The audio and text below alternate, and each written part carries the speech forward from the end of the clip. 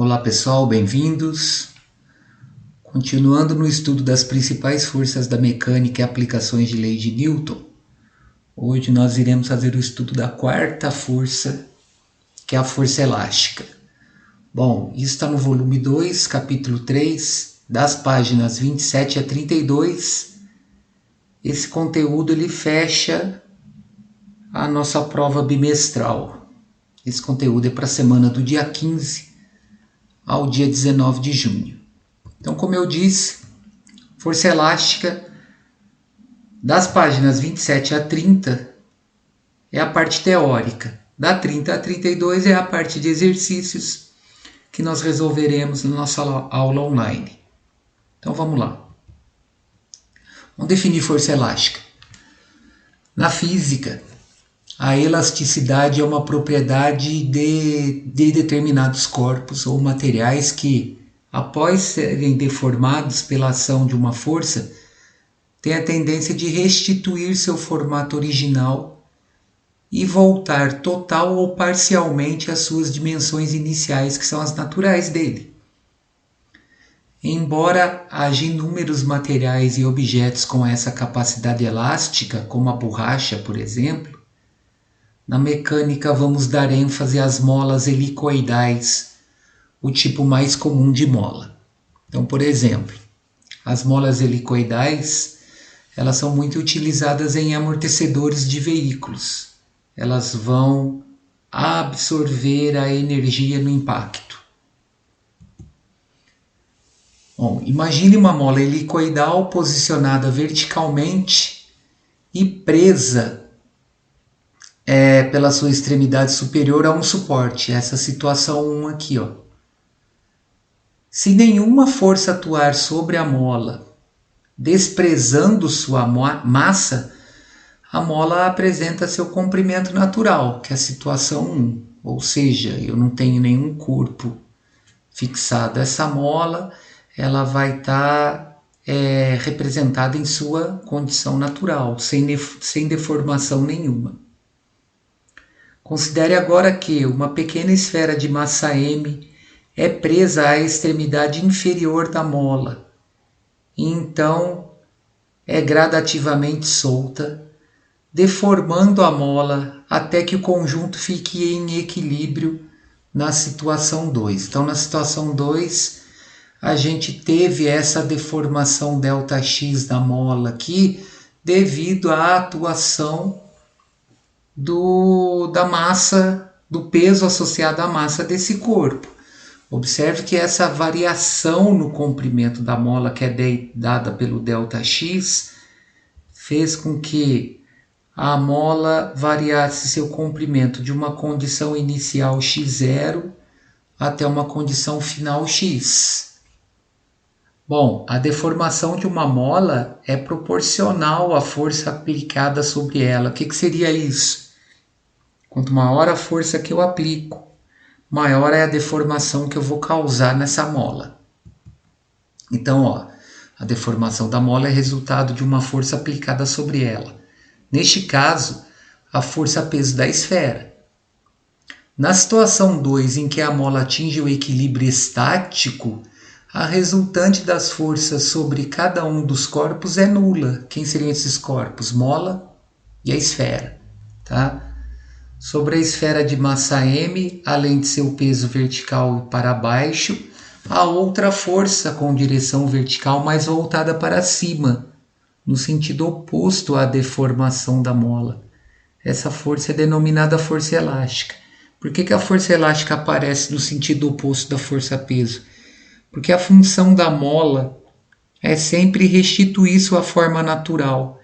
Então, como houve uma deformação vertical e para baixo aqui, devido à atuação da força-peso, a função da mola, para restituir sua forma natural, é aplicar uma força vertical para cima, para restituir essa deformação que foi causada nela. Então, quando o sistema de um corpo pendurado em uma mola atinge o repouso, a força elástica equilibra a força-peso do corpo. Essa é a condição de equilíbrio estático, ou seja, a força resultante sobre essa esfera é nula. Logo, se essa força resultante é nula, o peso é igual à força elástica. Bom, no esquema nosso, o P representa o P, a força-peso aplicada sobre o corpo. A força FEL representa a força elástica que a mola exerce no corpo, mantendo o equilíbrio no sentido oposto à deformação. Para que o objeto de massa M fique em equilíbrio, seu peso e a força elástica precisam ter módulos iguais, ou seja, o valor numérico associado à unidade. Tá? Elas não são forças de mesma natureza. Então, elas não podem ser relacionadas ao mesmo tipo de vetor. Elas têm somente a intensidade igual, que é o valor numérico associado à unidade. Então, definição de força elástica. Força elástica é uma grandeza vetorial resultante da deformação de um corpo ou de um material elástico, que pode restituir seu formato natural após ser deformado, cessada a força que a deforma. A força elástica tem a mesma direção, mas sentido oposto da deformação. Por quê? Porque a força elástica ela tem a função de restituir a forma natural do corpo. Ela é representada por FEL e, por ser uma força, é medida em newtons no sistema internacional. Bom, vamos determinar a expressão que calcula a força elástica em uma mola. É muito simples de determinar. O físico inglês Robert Hooke foi um dos pioneiros no estudo da elasticidade dos corpos. Depois de realizar inúmeros experimentos, ele percebeu que a deformação sofrida por molas helicoidais depende do módulo da força exercida sobre ela. Suponha que, em um experimento, seja utilizada uma mola helicoidal, no caso essa mola A aqui, presa em sua extremidade esquerda, presa aqui a esse anteparo, né? E livre para ser puxada na extremidade direita. Então, conforme eu vou aplicando força, eu vou deformando essa mola. Eu vou aumentando seu comprimento. Vamos estabelecer uma relação entre essa força que eu apliquei e essa deformação causada na mola. Então, vejam, inicialmente, quando nenhuma força é aplicada sobre a mola, ela tem um comprimento natural de 10 centímetros. É essa situação aqui, livre de força. Então, essa daqui é a condição natural dela. Ao aplicar uma força de 20 newtons, a mola estica e adquire um comprimento de 12 centímetros, ou seja, ela deformou 2. Ao aplicar uma força de 40, a mola adquire um comprimento de 14 centímetros. Então, na aplicação de 20 ela deforma 2, na aplicação de 40 ela deforma 4. Olha lá, diretamente proporcional. Conforme eu aumento a força, eu aumento a deformação proporcionalmente. Observe que de 20 para 40 dobrou. O que aconteceu com a deformação da força, da mola? Dobrou também. Então elas são grandezas diretamente proporcionais.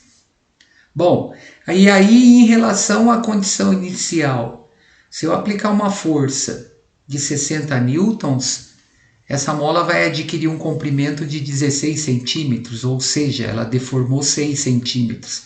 Então eu tripliquei a força, em consequência, eu tripliquei a deformação dessa mola. Então, quanto maior é a força aplicada em uma mola, maior é a sua deformação enquanto estiver em seu limite de elasticidade. É porque isso tem que levar em conta, né? Pode acontecer da aplicação da força deformar o corpo de uma tal maneira que ela não recupera a sua forma natural. Tá? Aí eu mexi na estrutura atômica do material que é formado esse corpo, então ela não restitui. Então existe um limite. de aplicação de força para causar essa deformação resultado da elasticidade da mola. Então vamos definir força elástica. Observamos que há uma proporcionalidade entre a força aplicada na mola e sua deformação ΔX. Por que ΔX? Porque isso daí é uma variação no comprimento. Eu tinha um comprimento inicial, onde eu apliquei uma força, ela chegou num comprimento final. Então essa deformação é a diferença do final com o inicial. Hooke percebeu que, ao dividir o valor da força aplicada pela deformação correspondente, o resultado obtido seria sempre o mesmo. Então, quando ele dividia a força aplicada na mola pela deformação causada por essa força, ele tinha uma proporção. Uma proporção é uma igualdade de razões. Então, nesse caso, quando aplicou 20 e deformou 2, dá uma deformação de 10 newton por centímetro. O que significa isso? A cada 10 newton de força que eu aplico, a mola deforma 1 centímetro. Na hora que aplicou 40, deformou 4, continua dando 10. Na hora que aplicou 60, deformou 6, continua dando 10. Então, para a mola A, é possível perceber que a cada 10 newton de força aplicada, ela deforma-se 1 centímetro. Assim, se a força elástica for de 10, então a deformação é de 1 centímetro. Se essa força for 20, a deformação é 2. Se ela for 50, a deformação é 5. Seguindo essa tendência, se a força elástica aplicada à mola for de 1000 newtons, ela vai deformar 100 centímetros, ou seja, 1 metro.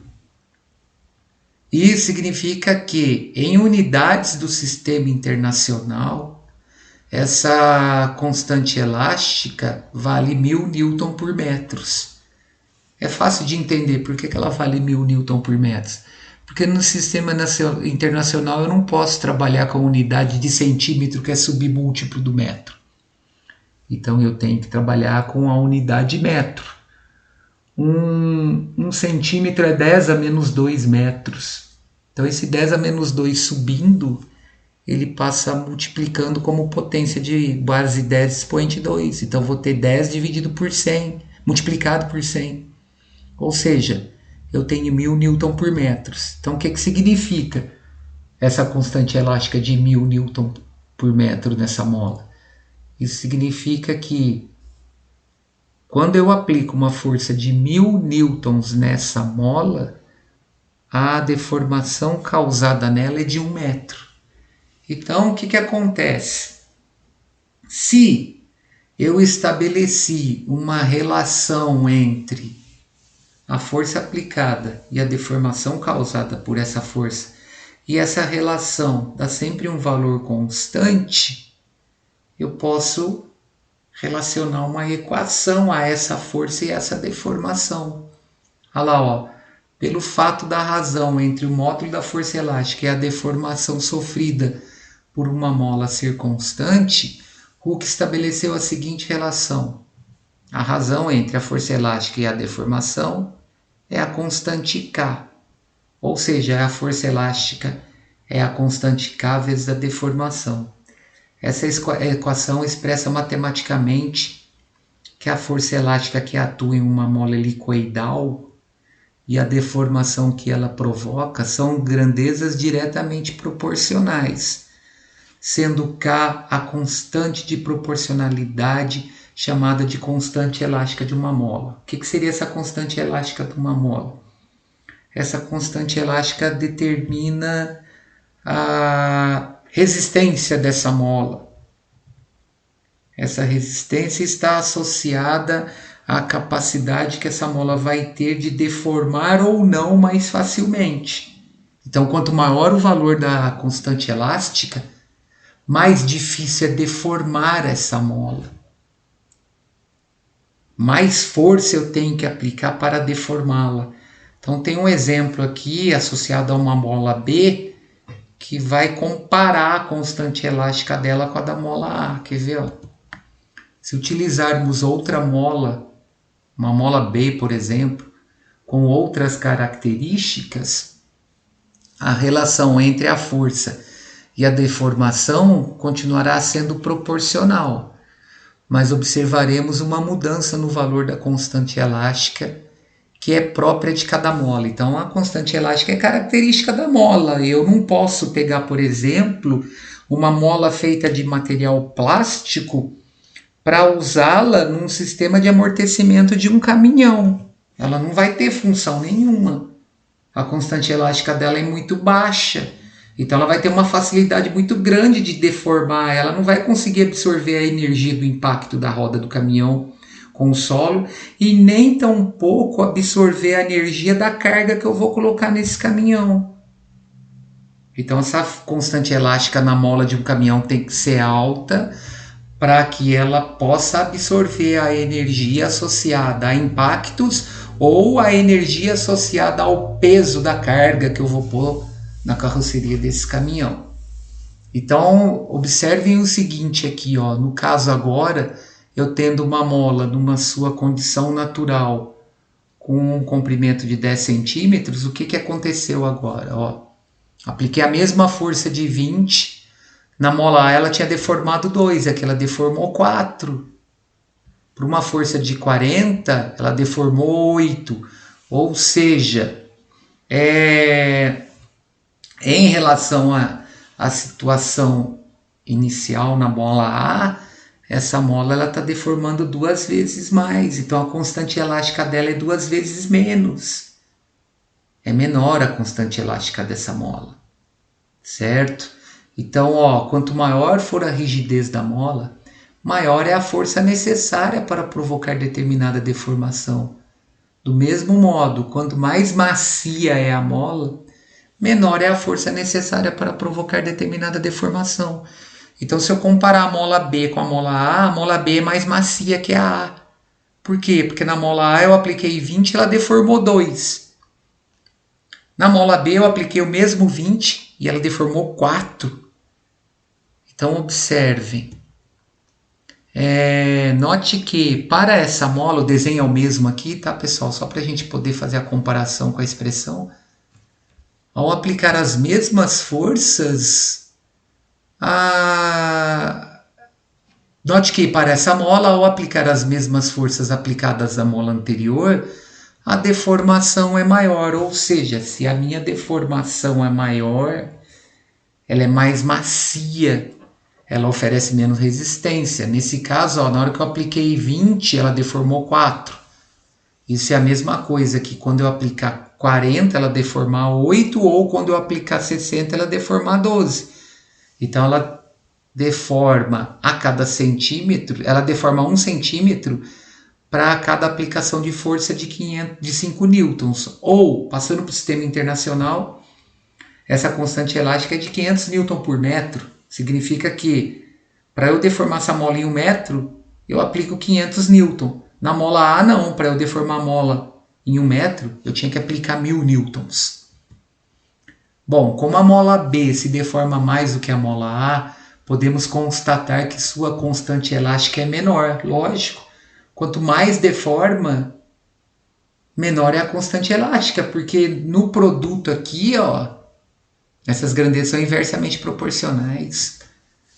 Então, ó, usando uma linguagem corrente, é como se a constante elástica de uma mola fosse a medida da resistência para deformá-la. Assim, uma mola com um K de valor alto deforma-se relativamente pouco, mesmo se sujeita a forças de grande intensidade. Enquanto uma mola com um K de valor baixo tende a se deformar muito, mesmo se sujeita a forças de pequena intensidade. Bom, a chamada lei de Hooke, que é a constante elástica, que a força elástica é igual à constante elástica vezes a deformação, também pode ser escrita na forma vetorial. Para isso, analise agora uma situação em que uma mola é presa a um bloco, uma mola presa a um bloco é comprimida. Ao comprimir essa mola, aplica-se uma força no bloco para a esquerda. Olha lá, ó. Apliquei a força para a esquerda aqui, ó. E esse bloco, por sua vez, empurra a mola, está comprimindo. Conforme a terceira lei de Newton, a mola reage e empurra o bloco para a direita. Como a força elástica da mola sobre o bloco e a deformação têm sentidos contrários, vetorialmente a lei de Hooke deve ser escrita com a inclusão de um sinal negativo. Bom, isso daqui não vai mudar em nada os nossos cálculos, tá? Esse sinal de menos aí que foi incluído é porque eu estou representando as forças da maneira vetorial. Esse sinal de menos aqui é para indicar que a força elástica é sempre no sentido contrário da deformação no qual a mola está sofrendo. Olha lá, ó, a força elástica está no sentido contrário da deformação. Por quê? Porque a mola está sendo comprimida e a função da mola é restituir sua forma natural. Agora, na hora que a gente for calcular a intensidade da força elástica, nós não vamos levar em consideração esse sinal de menos, não. Tá? Isso aí é só para indicar que a força é no sentido contrário da deformação. Então, para fechar, a força elástica, por ser uma grandeza vetorial, ela vai ter módulo, direção e sentido. O que é o módulo? É o valor numérico associado à unidade. No caso, nosso módulo ou intensidade é a constante elástica vezes a deformação. Direção, a direção do segmento de reta que passa pelo eixo principal da mola. Por exemplo, neste caso aqui, a direção dessa força é vertical. No caso anterior do bloco, a direção da força é horizontal. É sempre na direção da mola, na posição que a mola se encontra. Tá? E o sentido, oposto à deformação da mola. Então, ó, nesse movimento oscilatório que está criando aqui, na hora que essa minha mola estica, ela estica devido à ação da força-peso. A força elástica está para cima. Tá? Então, na hora que ela estica, a força elástica é para cima. Na hora que ela comprime, a força elástica é para baixo.